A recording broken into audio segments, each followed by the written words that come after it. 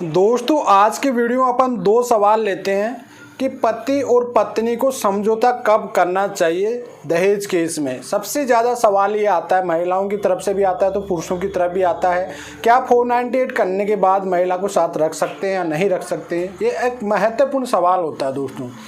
दूसरा सवाल जो महिलाओं की तरफ आता रहता है कि क्या दहेज केस के चलते समय भी हम ससुराल में जा सकते हैं या नहीं जा सकते हैं। एक पति के लिए एक पत्नी के लिए दोनों सवाल कंबाइंड में लिया हूं दोस्तों मैं, तो वीडियो को एंड तक जरूर देखते रहना।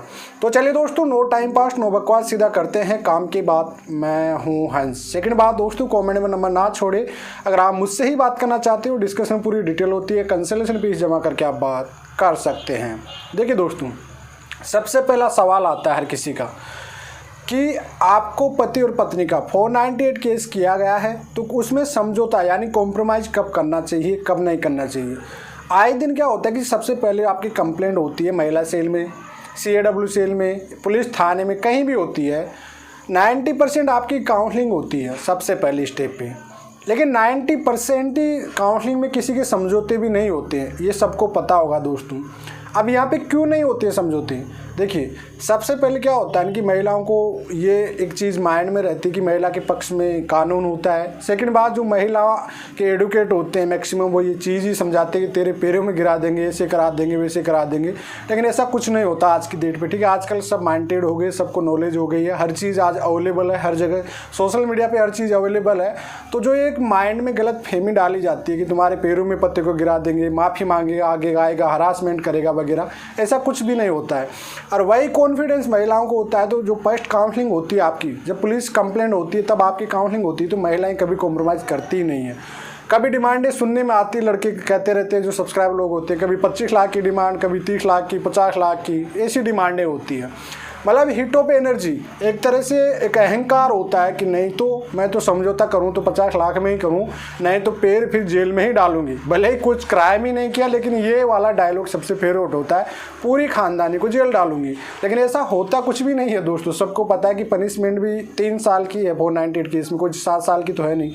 पहले 7 साल की थी, कहीं लोगों को तो ये पता है नहीं कि 498 केस में पनिशमेंट होती कितनी है, क्योंकि एक्चुअल में अभी तक किसी को हुई ही नहीं है। आपको कभी पुलिस 1-2 बार गिरफ्तार कर भी लेती है, अगर आप लोग नहीं मानते हो तो 2-5 दिन के लिए, लेकिन एक्चुअल में पनिशमेंट 2010 या 11 के बाद में कभी किसी की हुई नहीं है, क्योंकि 498 केस होते हैं वो मैक्सिमम कॉम्प्रोमाइज पे ही ख़त्म होते हैं।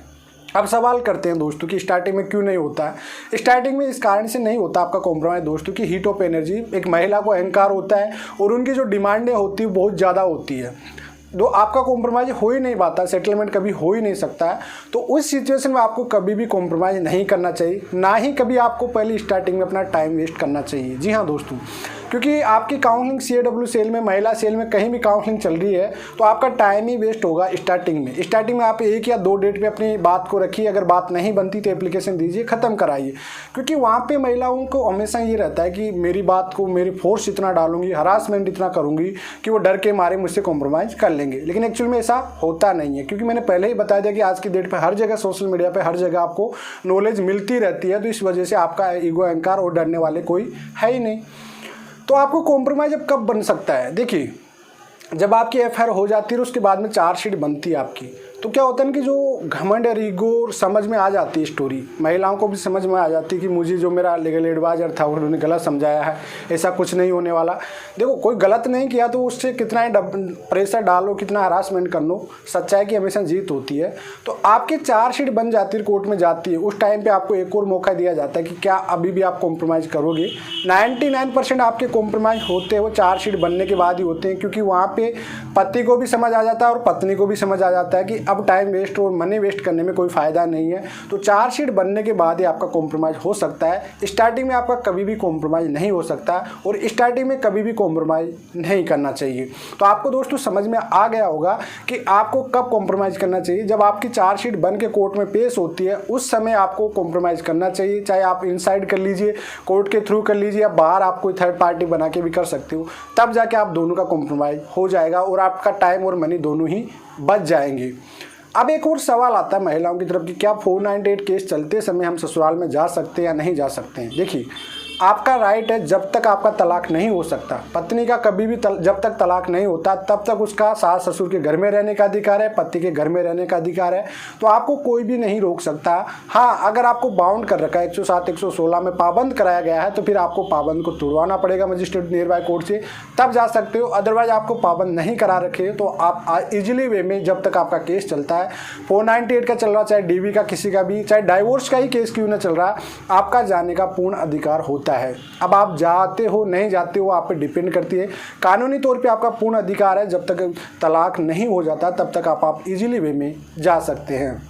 तो दोनों सवालों का आपको जवाब मिल गया होगा दोस्तों कि कॉम्प्रोमाइज़ कम न करना चाहिए। जब आपकी पुलिस चार्जशीट बन जाती है, कोर्ट में जाती है, उस समय आपको कॉम्प्रोमाइज़ करना चाहिए और हर किसी को करना चाहिए, क्योंकि आप ट्रायल में टाइम वेस्ट करोगे, मनी वेस्ट करोगे, कोई मतलब नहीं निकलेगा आपका। ये 100% श्योर है, प्रैक्टिकल है, ठीक है। सेकेंड पॉइंट है कि आपको जाने का राइट है। महिला का हमेशा जाने का राइट होता है, कभी भी जा सकती है अगर आपको पाबंद नहीं कराया गया है। तो आई होप दोस्तों आपको समझ में आ गया होगा। चलिए आज के लिए इतना ही। जय हिंद, वंदे मातरम।